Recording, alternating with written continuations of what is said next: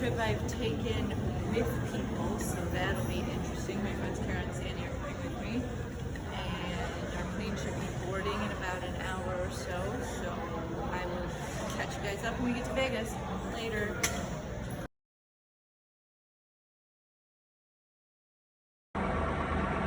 Made it to Vegas. The rental car booked is at a second location, so I took one bus, and now I gotta take another bus, but I'm waiting for someone to the flight is great. There's something about being on a flight at old sunrise or sunset. There's another one that I've only seen.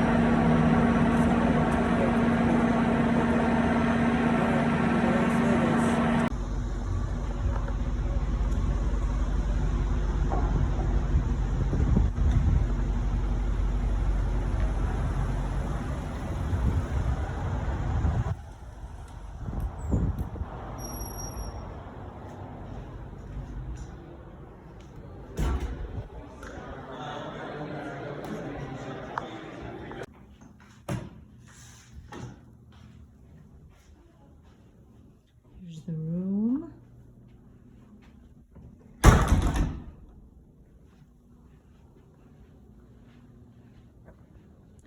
And the view. Can't really see it too well without the reflection.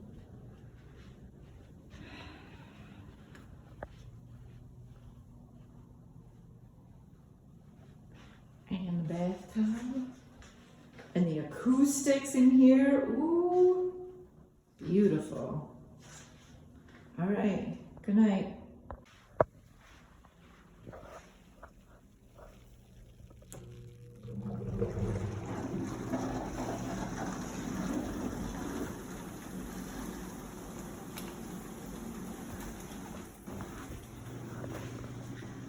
Now it's gonna be good night after a nice bubble bath. Here's the Venetian gondolas. Nobody's going for a gondola ride today, but there they are. We're on our way to find breakfast. It's been quite a hike. Woohoo.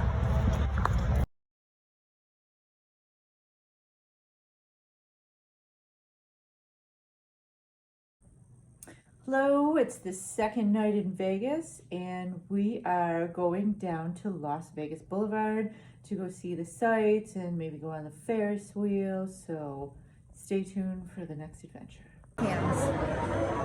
We're walking through the Wynn Hotel.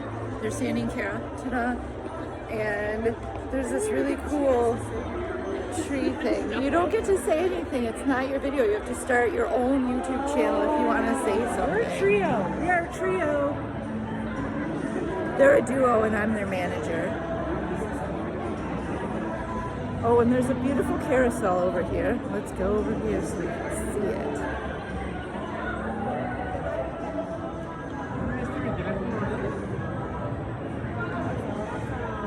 So we're looking for the Lake of Dreams light show.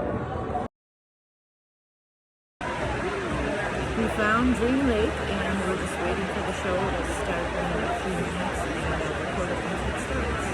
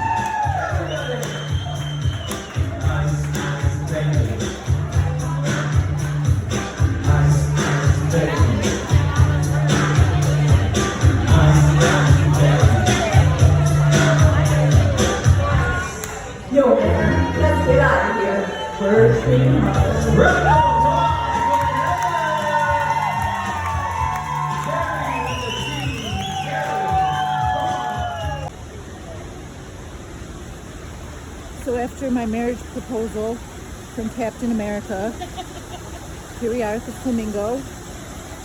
Those are not flamingos. I don't know what kind of birds those are. Let's see if this is a little duck. Oh, that's not a duck. That is a northern cinnamon teal. Smells like shrimp. Because flamingos are actually pink because of the shrimp they eat.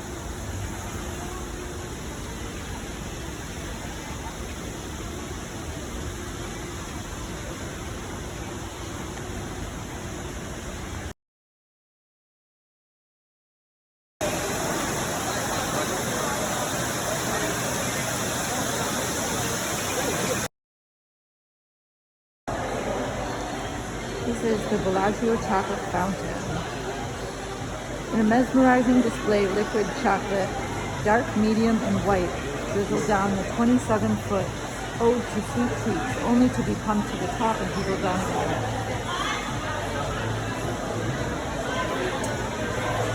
In 2019, a chocolate fountain in Zurich Lindt store, which stands 30 feet tall, is now its rival.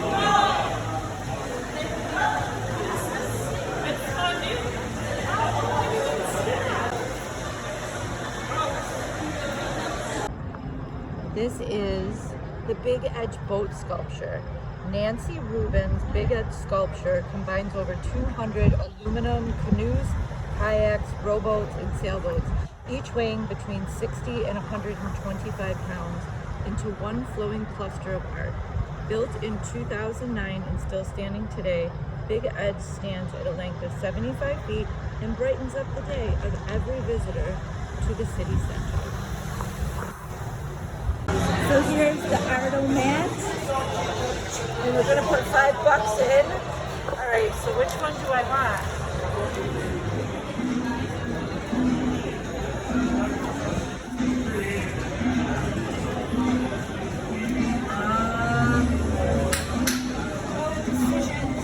Decisions. Let's do butterflies and blossoms. Or leather artwork. Butterflies and blossoms or leather artwork.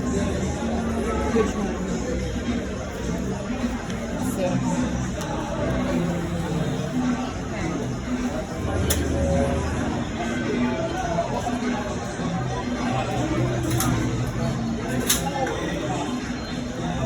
Okay, ready?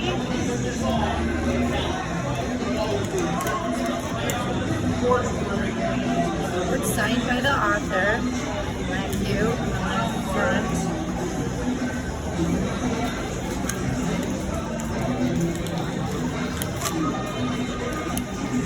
There's a whole thing in here.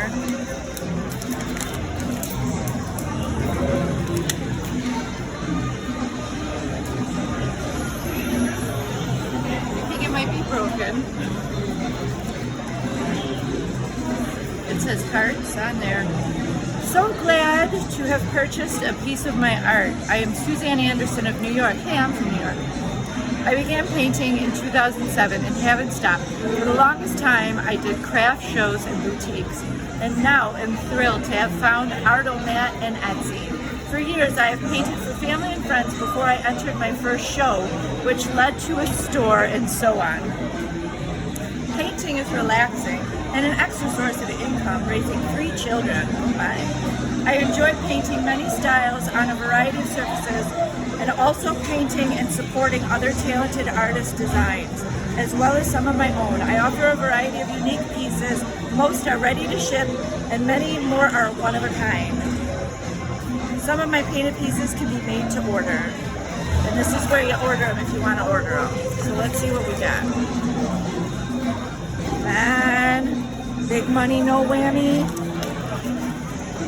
Business card. And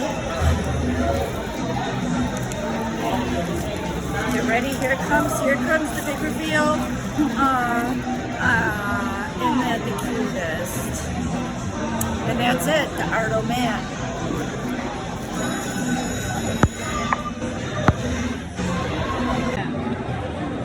This is Kara and I. We're never allowed in any of the videos. You could be in the videos. You are in the videos now.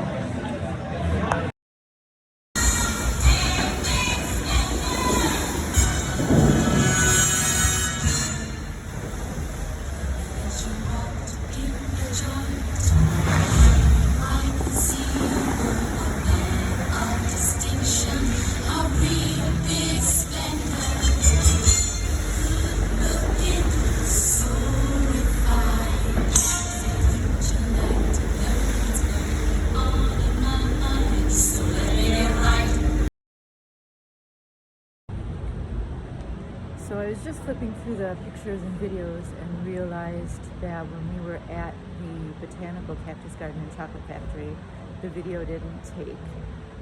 So instead what I got was this picture here. So anyways, the story behind it is Ethel M. is Ethel Mars, the matriarch of the family famous for Mars chocolates, including M&M's. Forrest Edward...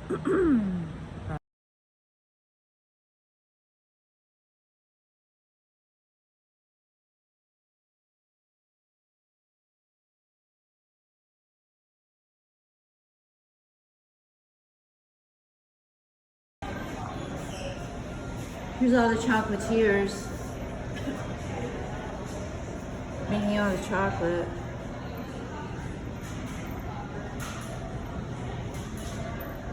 It looks like the one room in Willy Wonka where he puts the shoe in the big vat because he says it needs a little kick. That's what that reminds me of.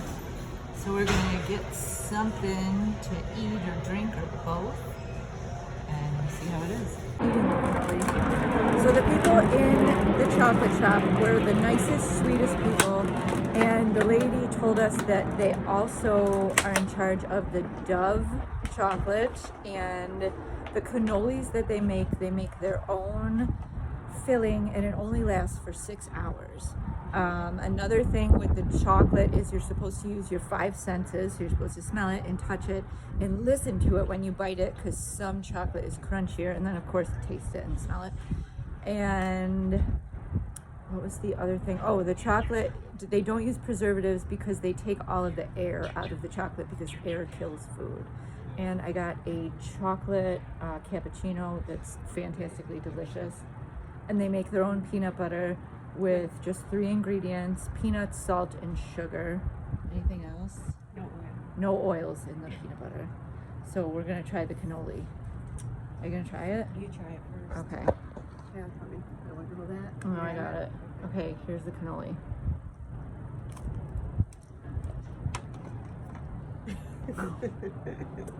Mmm. Yeah. Here, right? The Eagle says no smoking. We are at Mystic Falls Park. Here we go. This is all indoor.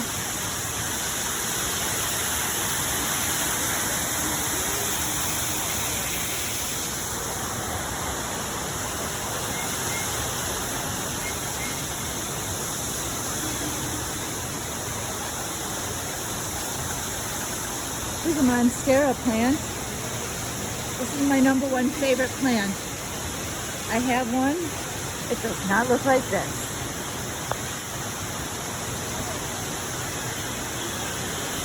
Oh, and there's the big lion.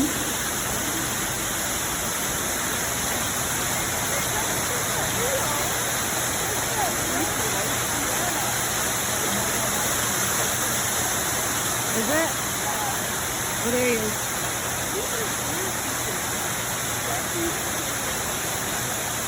Oh, how cool. Yeah, even his little ears twitches.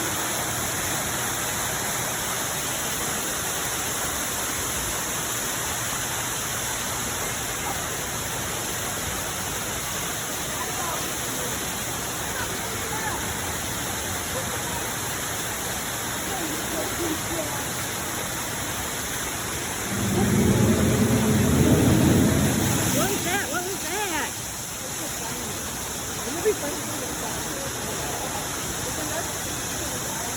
Oh, it's the bear. The bear was just roaring.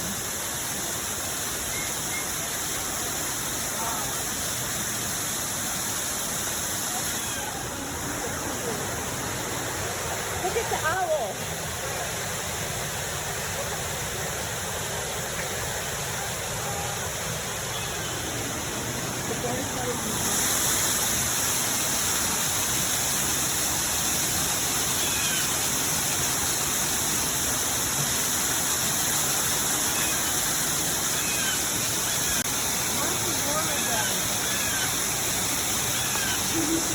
He's gonna roar. Is that him at work? Yeah. Come on, buddy.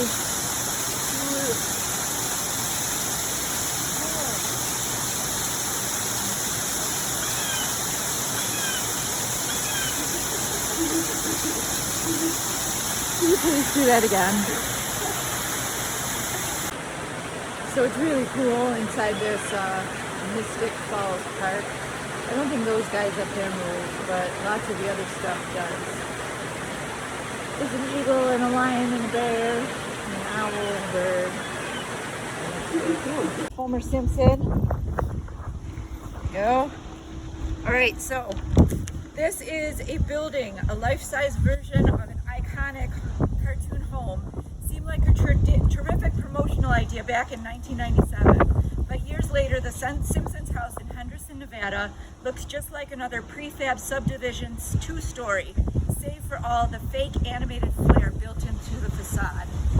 In 1997, a joint promotional contest saw Fox and Pepsi raffle off a fully realized replica of this cartoon house that Homer, Marge, Bart, Lisa, and Maggie Simpson called home. Constructed in an otherwise nondescript housing division, the builders watched over 100 episodes of the Simpsons cartoon to get every detail just right, and it shows. There's a large garage and the bay windows arranged just as they are in the show, along with some strictly aesthetic flourishes that make the arch-topped and slightly popped-out bricks on the chimney that evoke the show's simple animation style. Even the chimney itself is completely for show, since a fireplace is the last thing on the minds of the folks living in the sweltering Nevada desert. When the home was unveiled, it was actually painted the same loud, garish colors that are in the show. The interior was completely recreated as well. exact decorations that can be seen in the Simpsons home in the show, right down to the front row couch and the pink walls. Simpsons creator Matt Groening even dropped by at the unveiling to draw an image of Homer into the cement path in front of the house and spray paint an image of Bart on the side of the garage, which is no longer there. However fun this all sounds, it doesn't make for the greatest place to actually live, a detail not lost on the contest winner, who opted to take a $75,000 cash prize in lieu of the home. With no one to live in the house, it was repainted and resold as a private residence in 2001. Today it's still here, although all the cartoon colors have been covered up with beige stucco, boring, and the lawn has been turned into a rock xeriscape. But the basic shape and design of the home is there, and the Simpsons house and the image of Homer in the concrete proves it. So, and here's a shout out to my friend Bobby from Jam Night, who's always saying, there's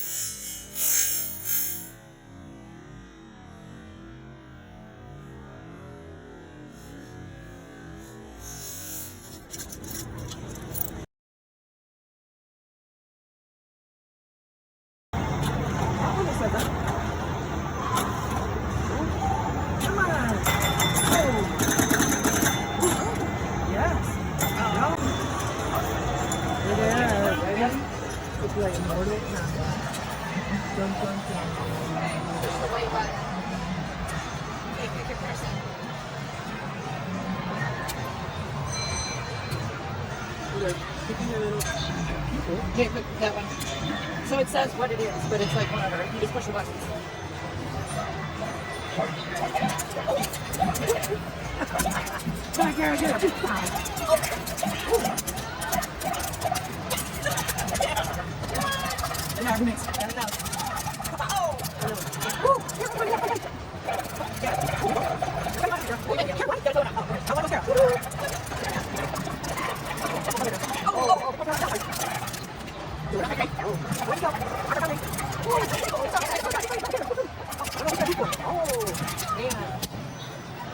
Dead. I'm so dead.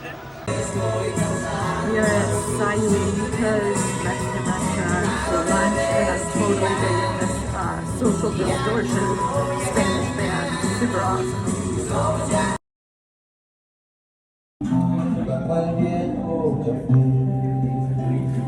Spanish guitar version of Piano Man.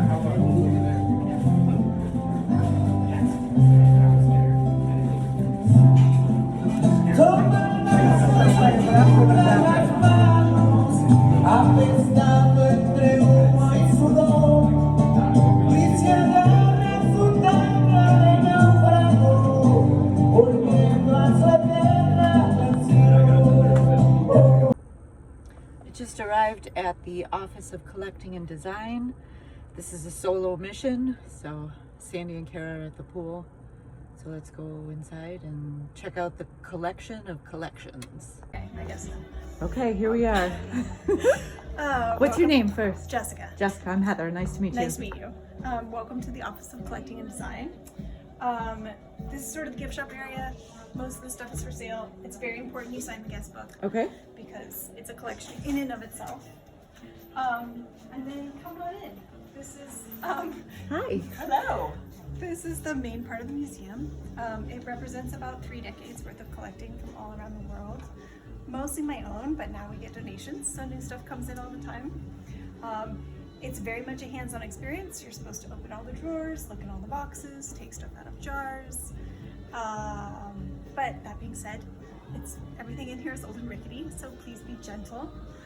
Especially this case is on loan to us, so please be especially gentle with this case. What else? Pictures are allowed. I just ask if you can post on social, tag us. Sure. YouTube and Instagram. I mean, TikTok and Instagram, not YouTube, but. Most things in here have stories, so if you have any questions, feel free to ask. Okay. But mostly it's just a choose your own adventure style space. There's this main space and then there's the reading room right through the archway there. And it's go at your own pace. Okay, thank you. Yeah, absolutely. Let me just, sorry.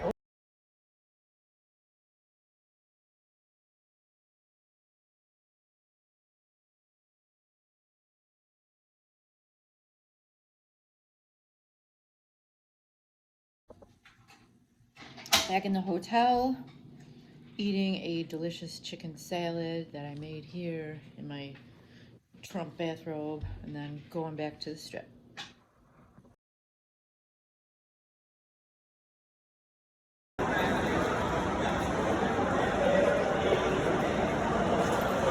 This is inside the Venetian Canal Shops. Looks like daytime. It's not.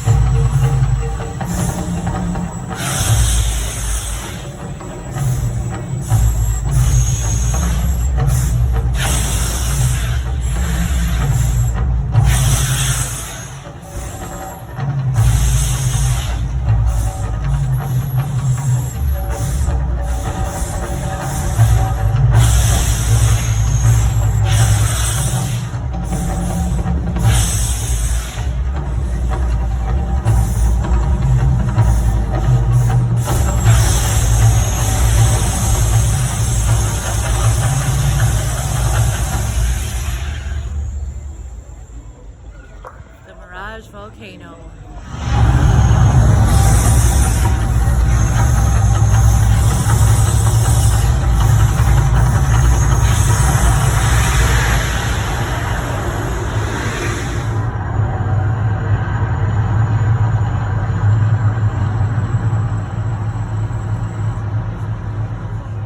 That fire was warm. It's early in the morning, which is slightly unfortunate because last night was the first night that I slept decently. But anyways, we made plans to go see Red Rock Canyon today. It is visible from the Strip, and the rocks are made of sandstone and can reach more than 3,000 feet in the sky and are formed by a number of geological forces, including fractured faults, fossilized sand dunes, and they're a popular destination for hiking, rock climbing enthusiasts. The highest point in the area is more than 8,000 feet. We're not going to go that high.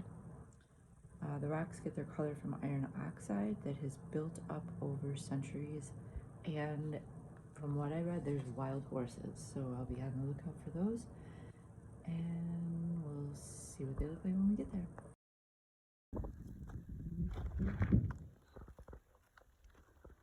I want to go where those people are.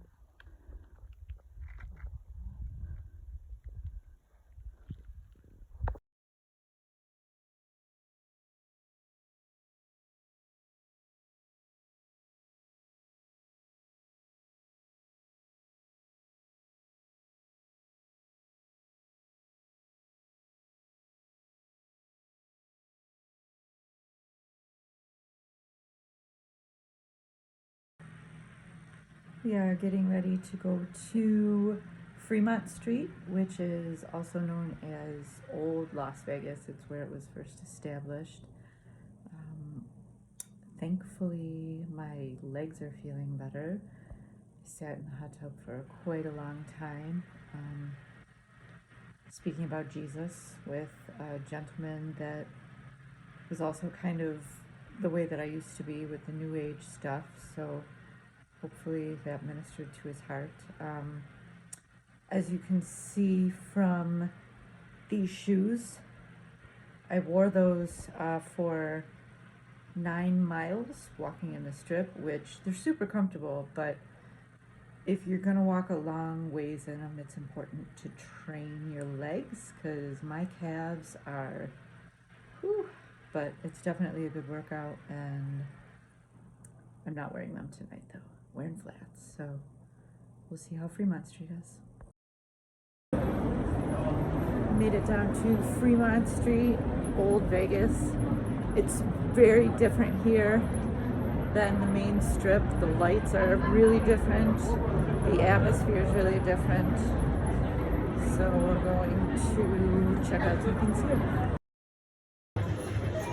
Okay. The gold nugget. Did you get the gold nugget? Sure did. Okay. All right. This is the Hand of Faith gold nugget. One might assume that this massive nugget was discovered here in Vegas, or at least somewhere in the gold heavy west during the heyday of the gold rush.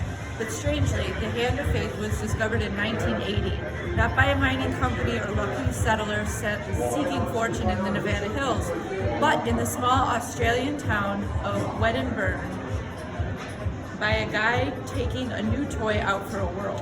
Kevin Hiller went out one fine spring day to see what tiny metal treasures his new metal detector could unearth. In a stroke of mind-blowing luck, he managed to locate the largest gold nugget ever found with a metal detector, or blessing, I would say it's a blessing, which also happened to be the second largest gold nugget ever discovered, period. A whopping 875 troy ounces. The 61-pound mass of gold was only a mere 6 inches below the surface. After an exciting press conference and some accolades, Hiller sold his gold nugget to the Gold Nugget Casino in Las Vegas, Nevada for over $1 million.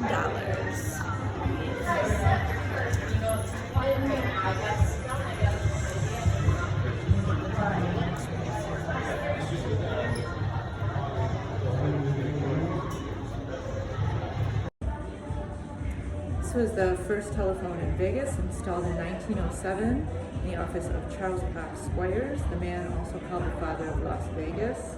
Wall-mounted hand crank, 1907. Kellogg had the telephone number 1.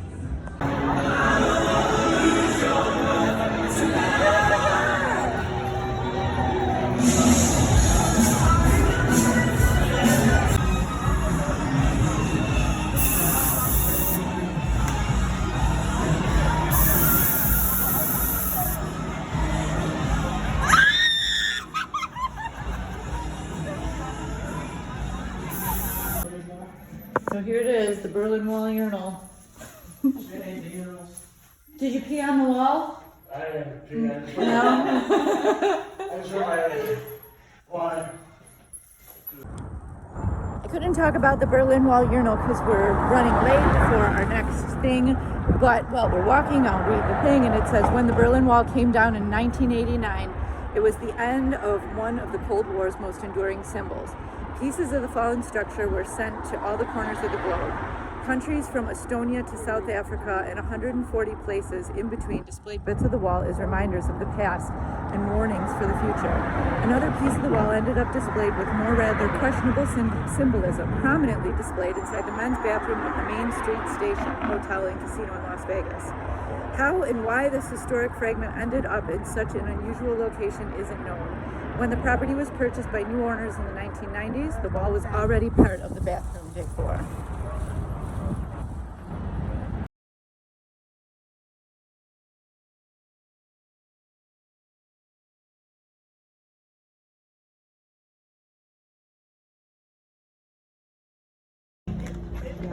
Okay, we're at the Neon Graveyard. We just watched a really cool show that some guy put together with the lights projected onto the old neon signs. So all these signs do not have any electricity running to them, but they're all lit up, and there was a good old music show, and it was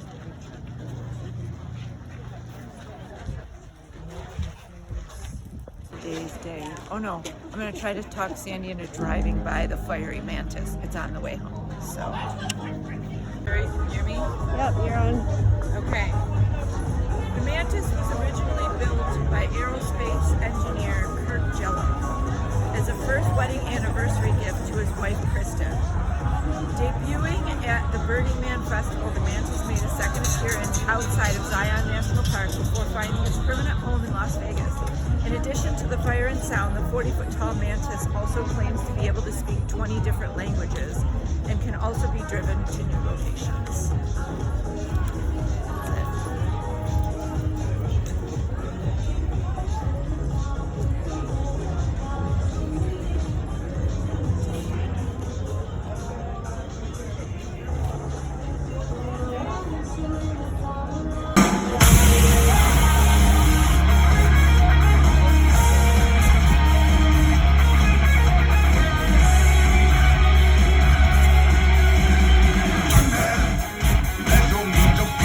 That's it.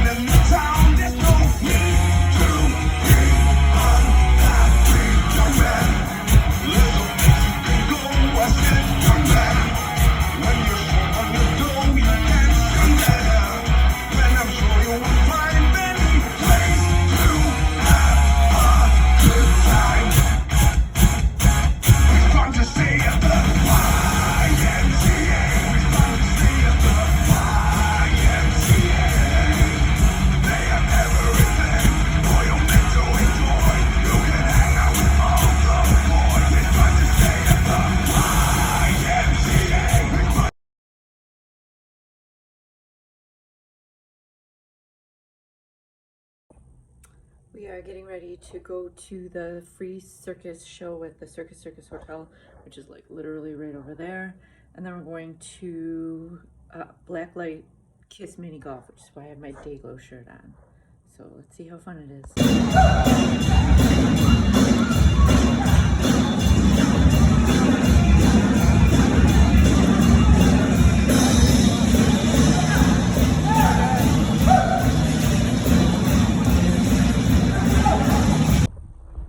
The circus was not fun. I mean, it was all right fun. Did you think it was fun? No. It says factory for the 10 minutes that was there. No, not fun. It was all right. He was a pretty good juggler, but he actually dropped the boxes like more times than he caught them. So there was that. So now we're off to Kiss Mini Golf, which that should be a better time.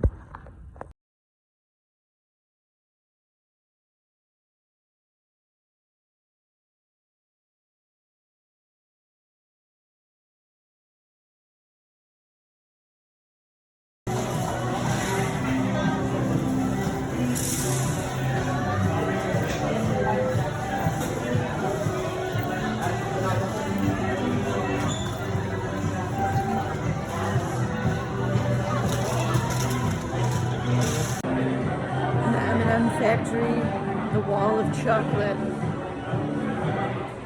Super cool, it smells fantastic in here. Ended up at the candy wall, $9 worth of M&Ms, quarter pound.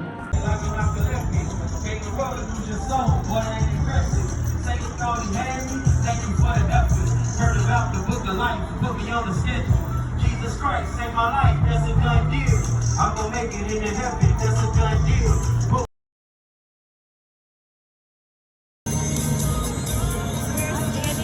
Of the world's largest atrium. It is 29 million cubic feet.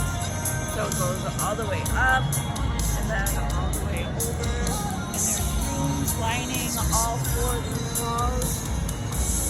And the other thing that we just took a picture of, which I'll put here, is the Las Vegas Strip benchmark. So those are for GPS location, and They're put there by surveyors to know the exact location. There's several hundred points on the strip. Each of them are marked with a brass medallion.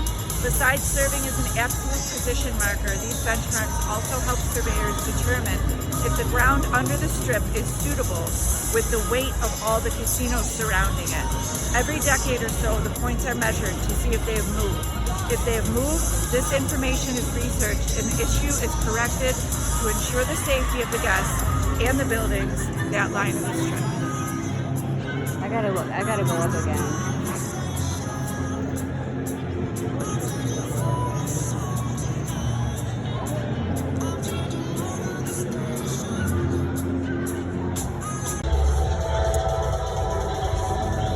This is the Bliss Dance sculpture. Marco Cochrane's 40-foot tall sculpture of a woman dancing was originally created for Burning Man 2010. Weighing in at 7,000 pounds, Bliss Dance's elegant form is constructed of triangular geodesic struts, skinned in a steel mesh that reflects the sunlight. By night, she is illuminated from within by 1,000 LEDs. In October 2016, the Bliss Dance statue moved from San Francisco to Las Vegas after being bought by MGM Grand.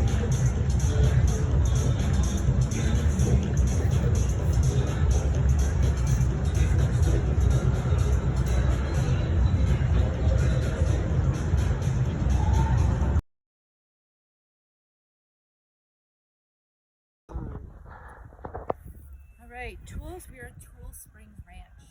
It lies in the northeast part of Las Vegas Valley at the edge of the present city. As a perennial water source in this arid land, the springs have always been of extraordinary importance to the area's people and wildlife. To this day, several ponds support substantial waterfowl populations, as well as other wildlife and even fish stocks. Surprisingly, the springs were homestead around the end of the 19th century. The ranch acted as a stage stop briefly for the early 20th century mining boom centered around Rowlight, about 100 miles to the northwest. When the stage line folded, Toole Springs again became a working ranch. After World War II, however, it became a dude ranch with a twist, a so-called divorce ranch. People wishing to get a divorce could stay there to establish Nevada residency. In 1931, Nevada lowered the time required to establish state residency to only 6 weeks, at a time when many other states had made divorces almost impossible to obtain. Nevada had already liberated its divorce laws, and a Nevada divorcee had become notorious among celebrities and the well-heeled. The reduced residency time made this option available to a lot more people, and a cottage industry sprang up to accommodate those needing to become temporary Nevadans. Divorce ranches faded away in the early 1960s as other states liberated their divorce laws. The area was acquired as a city park by Las Vegas in 1964, which, after some vicissitudes, it remains today. It was renamed for the former state senator Floyd Lamb in the late 1970s, and the name has stuck, despite Lamb having been convicted of bribery in 1983.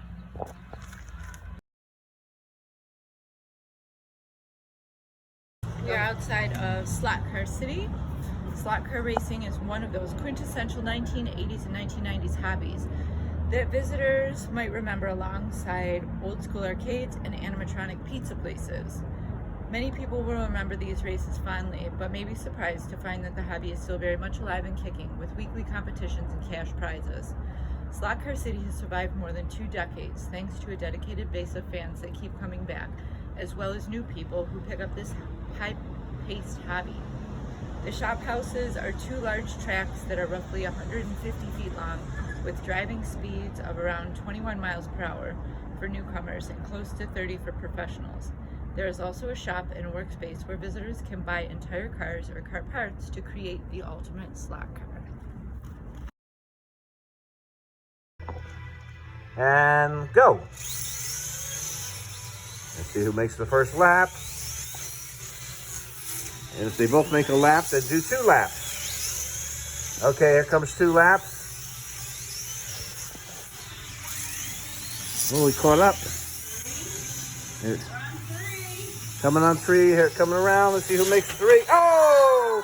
And blue comes off. It's orange car is the winner. Taking a victory lap, okay. Or not. We are at Evil Pie, a pizza joint in Las Vegas that pays tribute to Evel Knievel with an impressive array of memorabilia devoted to the legendary Daredevil. Las Vegas is an important city in Knievel's journey. On December 31st, 1967, he tried to jump the fountain at Caesar's Palace. He cleared it but fell off his motorcycle on the landing, crushing his pelvis and femur and fracturing parts of his hip, wrist, and ankles. While he spent nearly a month at the hospital, the jump and subsequent crash brought Knievel international attention, and a decades-long career in death-defying showmanship was born. Knievel would go on to attempt even more audacious jumps, including one over Snake River Canyon, but he never attempted a fountain stunt again. His son Robbie, however, decided to try his luck. On April 14, 1989, Robbie revved his star-studded bike at the end of the ramp, sped towards the fountain and launched. He flew over the water, landed still safely on his bike. With such a dramatic history, it's only fitting that Las Vegas now features a restaurant that pays tribute to the famed stuntman. Memorabilia, delicious pizza, very good.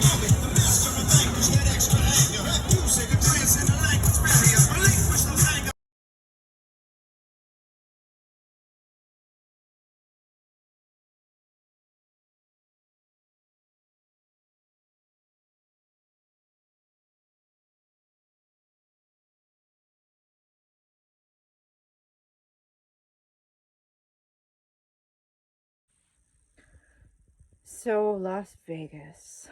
Overall, I didn't like it very much. I was really grateful to have Sandy and Kara with me.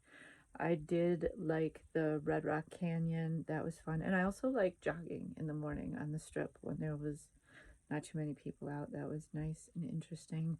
The hotel was beautiful. Again, I was glad to have the company. I would not like to go back there, nor would I like to live there. Yeah, that's all I gotta say about Vegas.